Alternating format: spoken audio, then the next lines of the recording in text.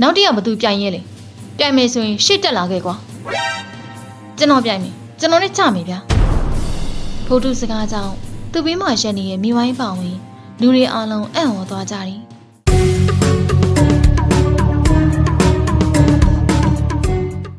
ရုတ်တရက်ဆိုသလိုဖိုးထုတို့လှုပ်ဝဲတွေ့ဆုံနေရဲ့အိမ်က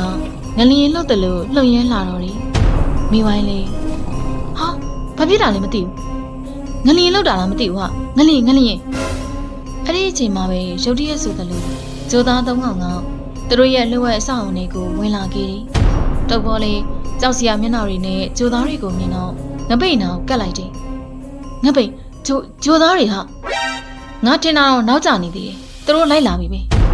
ဂျိုသားကမဆိုင်တဲ့ငပိတ်တို့၃ယောက်ကိုဘယုမဆိုင်ပဲခွေးပြေးပြောင်းထားတဲ့ဖိုးထုကိုမြင်ပြီးတော့နိုင်ရဟိုကလေးစီမှာပဲအဲ့လိုပြောပြီးသူတို့ပဲဂျိုသား၂ယောက်ကိုတွားယူခိုင်းလိုက်တယ်အဲ့ဒီအချိန်မှာပဲမိဝိုင်းကဟဲ့ဖိုးထုတတိထား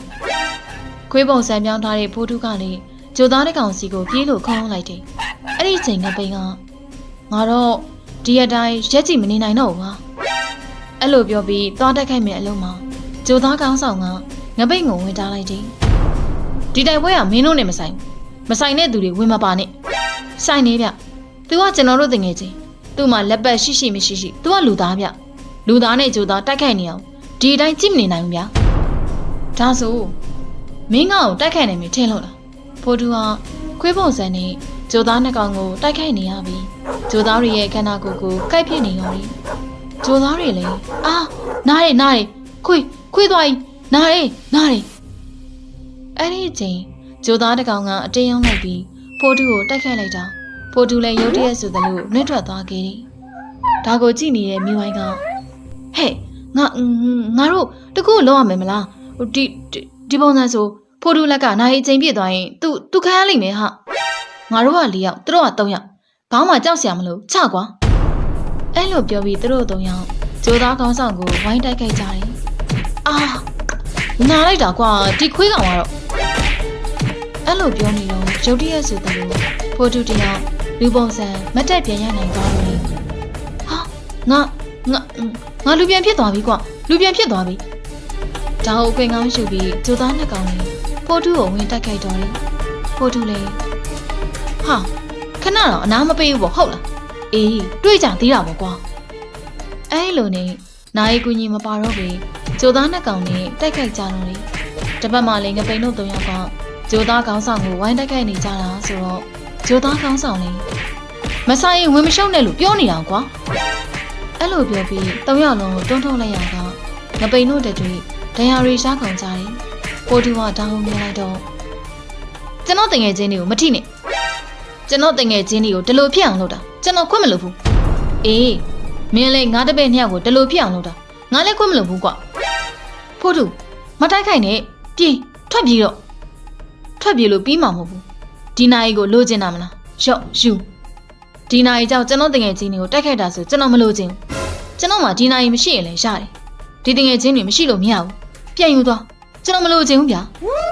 အေးဒီလိုမှပေါ့ကွာဒါဆိုလည်းရရလေဒါနဲ့ဖိုးတူလက်ကနိုင်ကိုဖြုတ်တော်တယ်ဒါပေမဲ့လေဘယ်လိုပဲဖြုတ်မရတာဆိုတော့ဂျိုသားကောင်းဆောင်လေဟာဘယ်လိုဖြစ်တာမလဲမရအောင်မလားကျွန်တော်ဒီနိုင်ကိုစရတော့ကလေဒီလိုဖြုတ်ကြည့်ခဲ့သေးတယ်ဒါပေမဲ့ခုလိုပဲမရဘူးဗျထူးဆန်းနေဘယ်လိုဖြစ်တာလဲမသိဘူးအထက်ကိုတင်ပြရတော့မှာပဲအဲ့လိုပြောပြီးတော့ဂျိုသားကောင်းဆောင်လေသူတို့ပဲဂျိုသားနှစ်ကောင်ကိုပွေ့ချလိုက်တယ်ဘာလို့တာလဲနိုင်ယူမယူတော့ဘူးလားအခုလောလောဆယ်တော့မယူသေးဘူးနိုင်ရဖြိုးမရတာမို့အထက်ကိုပြန်မရအောင်ပါအပြေမသိရခင်တော့တင်တော့မင်းစီမှာအပ်ထားခဲ့မယ်ဒီနိုင်ကိုတေချာခွေးဆိုင်ပြီးတော့မှားခဲ့ခြင်းတယ်ဂျိုသားကောင်းဆောင်လေအဲ့လိုပြောပြီးတော့ဂျိုသားနှစ်ကောင်နေတူဖိုးတူတို့ရှေ့ကနေပြက်ွယ်သွားတော့တယ်အဲ့တော့မှဖိုးတူလေလဲကြနေရဲ့သူ့ငယ်ချင်းလေးစီကိုပြေးသွားလိုက်တယ်မင်းတို့အစင်ပြေးရလားဟိုရရလားအစင်ပြေတယ်မင်းဘယ်နာထိခိုက်သွားကြီးလဲငါအစင်ပြေပါလေကွအခုလောလောဆယ်တော့ဒီထဲကနေထွက်ရအောင်ဒီနေရာကမလုံခြုံတော့ဘူးကွ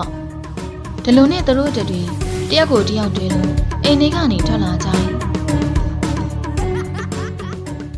တော်ပေါ်နဲ့ငပိန်ကတော့တလန်းစီထွက်သွားကြတယ်လို့မိဝိုင်းနဲ့ဖိုးတူကလည်းတလန်းစီထွက်လာကြတယ်မိဝိုင်းကဟဲ့ဖိုးတူ နေအစ်စ်မရဲနဲ့နော်ခုနကဂျိုသားတွေတောင်နိုင်ကိုလာယူပုံထောက်ရင်နင့်နိုင်ကတော်တော်စွမ်းကြည့်ပုံရတယ်ဟာအေးဟုတ်တယ်တင်နေဟာသူတို့အဲ့လိုပြောရင်းနဲ့ရှောက်လာနေတော့ရှေ့မှာလူစုလူဝေးဖြစ်နေရနဲ့ဖိုးတူကစိတ်ဝင်စားသွားတယ်ဟဲ့ရှေ့မှာဘာဖြစ်နေရလဲမသိဘူးလာသွားကြည့်အောင်မိဝိုင်းမျက်လိပ်ပြနေရနေမှာပါဟာနင်ကလေကိုလန်းကိုပဲသွားရအောင်လာစမ်းပါဟာဖိုးတူအတင်းခေါ်တဲ့အတွက်မိဝိုင်းလည်းနောက်ကနေပါသွားတော့တယ်လူအုပ်ကြားထဲမှာဝင်တိုးလိုက်ပြီးဖိုးတူဟာဘာဖြစ်နေကြလဲဗျနဘန်းသမားတယောက်ရောက်နေရလေအဲ့ဒါသူနဲ့ကြာတာကြည့်နေကြတာဖိုးတူလည်းနဘန်းသမားဆိုတဲ့စကားကြောင့်ကြည့်လိုက်တော့အလဲနေရာမှာလူတယောက်ကိုကင်ပေါက်နေတဲ့လူတော်သားကြီးတယောက်ကိုမြင်လိုက်ရတယ်မိဝိုင်းကတော့ဟဲ့အဲ့ဒါလူရောဟုတ်ရဲ့လားဟဲ့အဲ့ဒီအချိန်နဘန်းသမားကသူနိုင်သွားပြီဆိုတော့စိတ်တွေတက်ကြွနေခဲ့တယ်နောက်တစ်ယောက်ဘသူပြိုင်ရဲလေပြိုင်မယ်ဆိုရင်ရှေ့တက်လာခဲ့ကွာကျွန်တော်ပြိုင်မယ်ကျွန်တော်နဲ့ကြမယ်ဗျာဖိုးတူစကားကြောင့်သူ့ဘေးမှာရက်နေတဲ့မိဝိုင်းပါဝင်လူတွေအားလုံးအံ့ဩသွားကြတယ်ဟဲ့ဖိုးတူနေသေးချင်းလို့လားဒီလိုကနဲတာကြီးမဟုတ်ဘူးနော်ဟာဒီလိုကငါတို့ရအောင်စော်ကားနေရလေနေကတိခတ်နိုင်လို့လားဟဲ့လူမခံရတဲ့ဆိုင်တော့တိခတ်နိုင်ဖို့ဖိုးတူရဲ့နေရတော့နိုင်ရှိရနေမြောက်ကြလုံနေတာဒီတကနေကိုနိုင်လဲကန်နိုင်မှာမဟုတ်ဘူးနော်ဒါလို့သူတို့တငယ်ချင်းနေအောင်စကားများနေကြတဲ့အချိန်နဘန်းသမားထရည်လိုက်တယ်ဟာဒီကလေးပူစီညှောက်တော့မှငါနဲ့ပြိုင်မယ်တဲ့ဖိုးတူလည်းစိတ်တူသွားပြီးတော့နိုင်ကိုလေးလို့လက်လေးချောင်းလူသားပုံစံပြောင်းလိုက်တယ်ဖိုးတူမှလက်လေးချောင်းဖြစ်နေရမြင်လိုက်တော့နဘန်းသမားလေးအော်မင်းကလက်လေးချောင်းနေပါဟုတ်လားရီရတယ်ဟေးရီရတယ်ဟဲ့ဖိုးတူလာပါဟာပြန်ရအောင်မိဝိုင်းလည်းအဲ့လိုပြောပြီးတော့ပြန်သွားတဲ့ငပိန်နဲ့တုပ်ဘောကိုဖုန်းဆက်ဖို့လှမ်းခေါ်လိုက်တယ်ကနာအကြမှာစိန်ကောသူဖိုးတူနဲ့ချမ်းမီရဲ့နဘန်းသမားကြီးတို့ရဲ့နဘန်းပြိုင်ပွဲလေးကိုစတင်လိုက်တော့တယ်ဖိုးတူလည်းနဘန်းသမားစီကိုပြေးသွားပြီးတော့ဥအောင်တိုက်ခိုက်နေတယ်လာပြီဟဲ့ဖိုးတူအနာရောက်လာတာနဲ့နဘန်းသမားလေးဖိုးတူကိုကင်မောက်ထိလိုက်တော့တယ်အမလေးအမေရဲ့ဖိုးတူလည်းကင်မောက်ခံလိုက်ရတဲ့အတွက်ကြောင့်အစ္စလမ်ဝေသွားခဲ့ပြီမင်းပြန်ထလာပြီးနဘန်းသမားကိုခေါင်းနဲ့ဝင်တိုက်ပြန်နေ။ဒါမဲ့လေဖိုးတူကောင်းကိုနဘန်းသမားကလက်နဲ့ကားထားလိုက်တယ်။ဒါပဲလားကလေးကမင်းဆွမ်းကခါကျင်အောင်မန်းကြီးလို့တောင်ကြီးကိုဖြိုမဲနေလားကွ။အဲ့လိုပြောပြီးတော့ဖိုးတူကိုအဝေးတွန်းထုတ်ပြလိုက်ပြန်နေ။ဒါမဲ့ဖိုးတူကပြန်ထလာပြီးနဘန်းသမားကြီးစီကိုနောက်တစ်ချိန်ပြန်ပြေးသွားခဲ့တယ်။နဘန်းသမားကတော့လန်လီဘက်ပါတာလေအလက်ကားပါပဲကွာငါမှအချိန်မရှိဘူး။ငါဒီနမန်းသမားကိုရွာကိုစော်ကားတာမှားတယ်ဆိုတာတက်တည်ပြမှာဘယ်လိုလုပ်ရမလဲဒီလိုပုံစံနဲ့ငါရှုံးတော့မှလားမသိဘူးလာလီကွာလာလီလာစမ်းမဟာဟုတ်ပြီအကြံရပြီဒီလိုနဲ့နမန်းသမားစီကိုပြေးသွားပြီးနမန်းသမားရဲ့ပက်ပက်လေးမှာပတ်ပြေးနေလိုက်တယ်နမန်းသမားလေးဟာဘာလေးဟာဘာလေးကောင်းနေမူနောက်လာချိန်မှာနမန်းသမားရဲ့ကားကိုလက်လေးဘက်နဲ့ကလီယာထုတ်လွှတ်လိုက်တယ်နမန်းသမားလေးဟာရတယ်ဟာမလုံနဲ့ဟဲ့အောင်နေမလုံနဲ့လို့ဟာမလုံနဲ့လို့ရရဲ့အတွက်ကြောင့်ဘလို့မှမတိုက်ခိုက်နိုင်တဲ့အချိန်ပိုတူကနဘန်းသမားရဲ့ဘိုင်းနဲ့မေးစရာကိုလက်သီးနဲ့ထိုးလွှတ်လိုက်တော့တယ်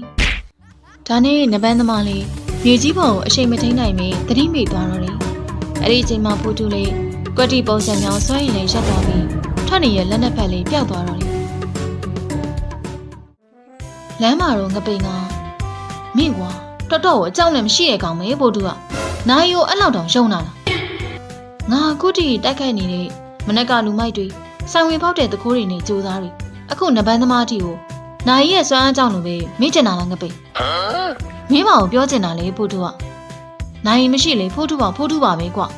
နိုင်ရှိလို့ဗန်နန်းဆိုပြီးဖြစ်မသွားဘူးပြောကျင်တာလေဒီနိုင်ဆိုတာယုံကြည်မှုကိုပို့တိုးသွားစေတဲ့တက်မဲ့ပစ္စည်းလေးတစ်ခုပဲတိုက်ခိုက်တာတော့ငါရဲ့စွမ်းရည်စေးကွအဲ့လိုပြောနေတော့ကျောင်းမှာသူတို့ကိုအမြဲနိုင်ကျင်းနေတဲ့ကျောင်းသားကြီးမျိုးစိန်နဲ့တိုးတော့တယ်တုတ်ပုံကဟာဟိုရှိမှာကိုင်းမျိုးစိန်လာနေပြီစစ်ညစ်လိုက်တာဘာလို့ခိုင်းအောင်မလဲမသိဘူးအဲ့ဒီအတွက်တော့မပူနဲ့ငါလက်စင်ပေးလိုက်မယ်အဲ့လိုပြောပြီးဖိုးတူလေးနာယူရီတွေကသူမပြောင်းရသေးတဲ့ဝိညာဉ်ပုံစံကိုလှည့်ပြီးတော့နှိပ်ချလိုက်တယ်အဲ့နောက်တော့သူငပိန်တို့နဲ့ရှိနေရတာနေပျောက်သွားတော့လေတုတ်ပုံကဟာဒီကောင်ဘယ်ရောက်သွားလဲဟာဝိညာဉ်ပုံစံပြောင်းလိုက်တာကွာငါတို့နားမှာပဲရှိတယ် အဲ့ဒီအချိန်ကျောင်းသားကြီးမျိုးစိန်ကသူတို့ကိုတွေ့တော့ဟာမင်းတို့ပါလားဟိုကောင်ဖိုးတူရောမပါဘူးလားဟုတ်ဗျမပါလာဘူးအကိုမျိုးစိန်ဘာဖြစ်လို့လဲအေးအဲ့ဒါဆိုရင်တော့ပြောလိုက်အောင်မင်းတို့သူ့ကိုတိတ်မြုံကြနေနော်သူကလေမင်းတို့အတင်းကိုနောက်ွယ်မှာငါလာပြောတယ်ကွာသိလားဟာဟုတ်လားဟိုဒါနဲ့ तू ကဘာတွေပြောတာလဲဗျ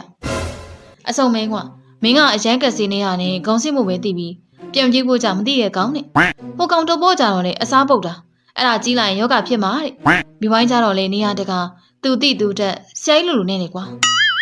မျိုးစိန်ကုန်းတိုက်နေရတီးလိုက်တော့အားလုံးလဲဒေါသထွက်သွားကြတယ်အဲ့ဒီချိန်ဖိုးတူကတော်တော်ဂုံးတိုက်ခြင်းနဲ့ပေါ့ဟုတ်လားအဲ့လိုပြောပြီးမျိုးစိန်မုံတက်ခွာလိုက်ပြီးတော့ဂုတ်ပေါ်ကနေမျိုးစိန်ကိုရှောက်ဆနေရော်တယ်ဟာဘသူငါ့ခုတ်ပေါ်ရောက်နေရလဲဟာ